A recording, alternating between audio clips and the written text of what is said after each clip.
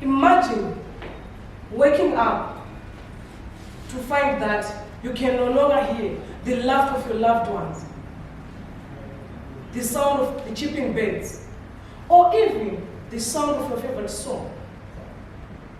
This reality could be as a result of a tragic accident, sudden illness, or perhaps the birth of a child with a hearing impairment.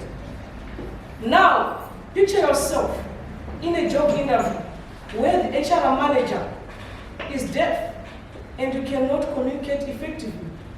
Are you going to lose such an opportunity just because you do not understand sign language? We can bridge this gap through one powerful tool, sign language. Why should we embrace sign language? The answer is simple: inclusion.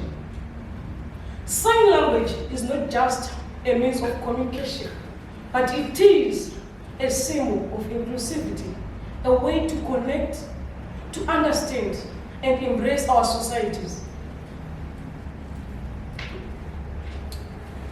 Consider this: in Zimbabwe, over 1 million people are living with a form of hearing impairment.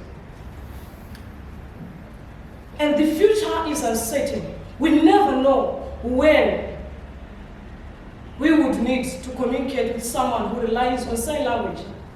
For instance, you, your son, your daughter can give birth to a child with a hearing impairment. Ladies and gentlemen, it is better to build a child than to repair a man. Imagine yourself learning sign language just because you are now in a condition where you cannot communicate with your nephew. This statistic means that we need to take action and embrace sign language. We can start enrolling our kids, our great-grandchildren in schools where sign language is a way to educate them. In 2022, I can say this with pride. I was chosen to work as a community educator at Plan International Zimbabwe. I was chosen from a pool of graduates, degrees and master's degrees holders, just because of sign language. At that time, I was just a second-year student in social work without a degree.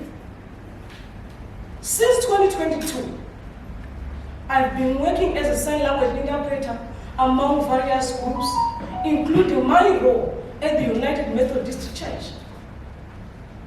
Moreover, the government of Zimbabwe, through the Ministry of Primary and Secondary Education, they are ensuring that by 2030, every primary and secondary school should have a sign language teacher.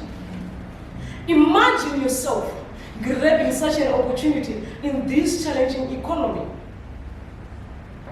Let's explore how can we break down barriers of hearing.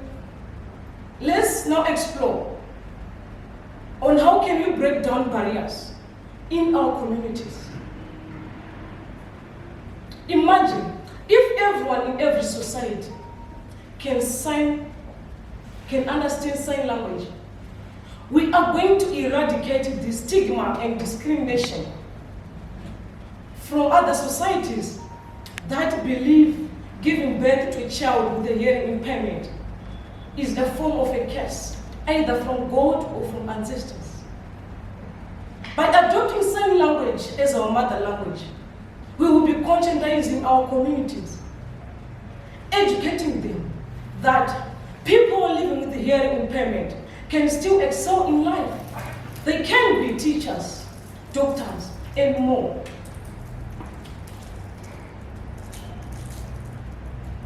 At this moment, I want you to imagine yourself walking in a mall and being served by a deaf cashier.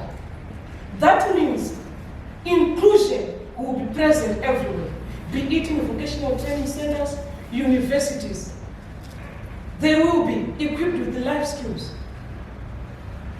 At this moment, I want to acknowledge the School for Public Speaking by enrolling people with hearing impairments.